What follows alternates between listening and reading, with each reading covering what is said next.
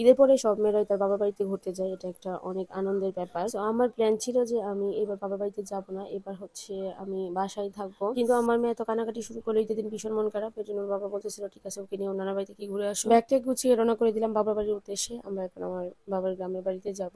আর হ্যাঁ, একটা কথা বলে নিই, ভিডিওটা কিন্তু অনেক আগে করা, আমি একটু ব্যস্ততার জন্য একটু অসুস্থতার জন্য ভিডিওটা হচ্ছে এডিট করে আপলোড করতে পারি নাই। আপনারা হয়তো আমার ভয়েস শুনে বুঝতে পারতেছেন যে আমার ভয়েস কতটা হচ্ছে বসে গেছে। তো যাওয়ার পথেই আমরা হচ্ছে মিষ্টি কাননে ঢুকছিলাম মিষ্টি কেনার জন্য। তো মিষ্টি কাননে গিয়ে দেখি একদম কোনো মিষ্টি নেই, প্রচুর মানুষের ভিড়। ওরা হচ্ছে মিষ্টি দিতে পারতেছিল না। সো আমরা বেরিয়ে গেলাম। আমার মেয়ের জন্য আমি দুটো ফুল কিনে নিলাম। আমার বাবার বাড়িতে আমি আর আমার মেয়ে যাচ্ছি, আমার হাজবেন্ড যাবে না, সে হচ্ছে বাসায় থাকবে। আমি কিছু কথা বলে নিচ্ছি আমার অডিয়েন্সের উদ্দেশ্যে, যারা এতদিন পর্যন্ত আমাকে অনেক কমেন্ট লাইক করতেছিলেন বা মেসেঞ্জারে নক করতেছিলেন। আমি সবার মেসেজে রিপ্লাই করতে পারতেছিলাম না, বা কারো ভিডিওতে গিয়ে হচ্ছে আমি কমেন্ট দিতে পারতেছিলাম না, বা সবার মতো কমেন্টে রিপ্লাই দিতে পারতেছিলাম না। সেই জন্য আন্তরিকভাবে দুঃখিত। কারণ আমি বাবার বাড়িতে ছিলাম, গ্রামের বাড়িতে যেহেতু ঈদ পারপাস, এখানে অনেক রিলেটিভ আত্মীয় স্বজনরা ছিল। সবার সাথে কথা বলতে গিয়ে, সময় দিতে গিয়ে আমি হচ্ছে আপনাদের সবার কমেন্ট বা হচ্ছে মেসেঞ্জারে রিপ্লাই করতে পারি নাই।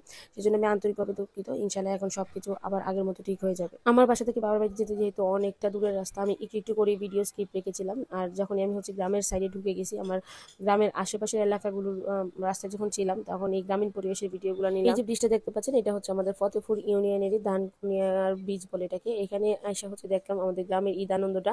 যাই হোক, এরকম ব্যবস্থা আগে কখনো আমাদের এখানে ছিল না, এবার দেখে আমার ভীষণ ভালো লাগছে। এই ব্রিজের উপরে ফুচকা, চটপটি, ঝালমুড়ি অনেক কিছু ছিল। আর এখানে এসে বাচ্চারা হচ্ছে ঈদ আনন্দটা করতেছিল। গ্রামের ঈদ আনন্দ দেখেন, সবাই অটোতে করে কেমনে এত রিক্সের মধ্যে নাচতে গাইতে যাচ্ছে ওই ব্রিজের উপরে।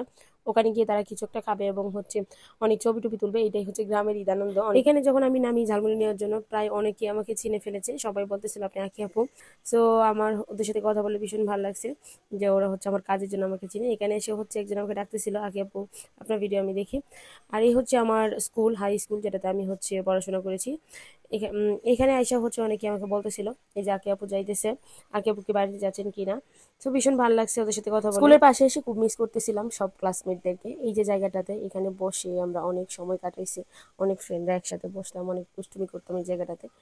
তো ভীষণ ভালো লাগছে এবং অনেক মিস করছি প্রত্যেকটা ক্লাসমেটকে। আমার মেয়ে ভীষণ খুশি, কারণ তার নানা বাড়ির প্রায় কাছাকাছি চলে আসছে। সে কখন যাবে এবং কখন বাড়িতে সবার সাথে দেখা করবে তা নিয়ে ভীষণ এক্সাইটেড। তো যেতে যেতে আমার আরেকটা ক্লাসমেটের সাথে দেখা হয়ে গেল, এই যে যার সাথে হচ্ছে দেখা হয়ে ভীষণ ভালো লাগছে, কথা বললাম। সো এই যে চলে আসলাম বাড়িতে। বাড়িতে এসে দেখি সবাই আমাদের জন্য অপেক্ষা করতেছিল, একদম সন্ধ্যা হয়ে গেছে, বাড়িতে আসছি। এবার বাড়িতে আসার মূল আকর্ষণ ছিল ছোট্ট একটা কুটুসোনা, অবশ্যই কুটুসোনাটাকে দেখাবো আপনাদের সবাই। আমার ছোট বোন আসতেছে, ওর জন্য অপেক্ষা করতেছিলাম, ওই যে ওরা চলে আসছে। আর এসেই হচ্ছে আমার ভাইগনা আমাকে হচ্ছে সালামের জন্য অ্যাট্রাক্ট করতেছিল। সো আমি বলতেছিলাম সালামি পেতে হলে অবশ্যই আমাকে সালাম করতে হবে। সো হচ্ছে সালাম করবে না, কিন্তু সালামি নিবে। শেষ পর্যন্ত সে আয়সা হচ্ছে আমাকে সালাম করে সালামি নিতে হয়েছে। এই যে শুরু হয়ে গেল আমাদের ঈদের আনন্দ করার সময়গুলা। তো এভাবেই ধাপে ধাপে আমরা প্রত্যেকটা দিন অনেক আনন্দ করে কাটাবো, সবকিছুই শেয়ার করবো আপনাদের সাথে। আমাদের ভিডিওগুলো যদি ভালো লাগে অবশ্যই লাইক কমেন্ট শেয়ার করে পাশে থাকবেন, আর দেখতে থাকুন আমাদের ভিডিওগুলো। ভালো থাকবেন সবাই, আল্লাহ হাফিজ।